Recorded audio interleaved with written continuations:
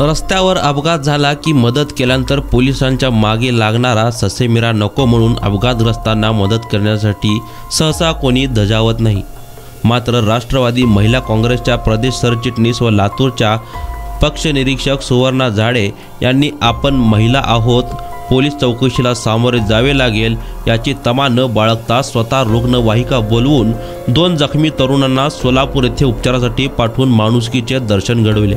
यातील सविस्तर माहिती अशी की राष्ट्रवादी काँग्रेसच्या कार्यक्रमासाठी सांगोला येथे गेल्यानंतर परतीच्या प्रवासादरम्यान पंढरपूर कोल्हापूर महामार्गावर सवाळ व इजगाव या गावाच्या परिसरात महामार्गावर रस्ता दुभाजकाला धडकून 2 तरुण रक्ताच्या थारोळ्यात पडलेले झाडे यांनी पाहिले। त्यांनी लगेच गाडी बाजूला घेतली। अपघातग्रस्त तरुण वेदनेने विवळत होते, मात्र मदतीसाठी कोणीच पुढाकार घेत नव्हता।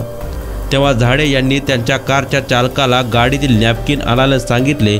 जखमीच्या जखमेवर नॅपकिन लावून रक्तस्राव थांबवण्याचा त्यांनी प्रयत्न केला।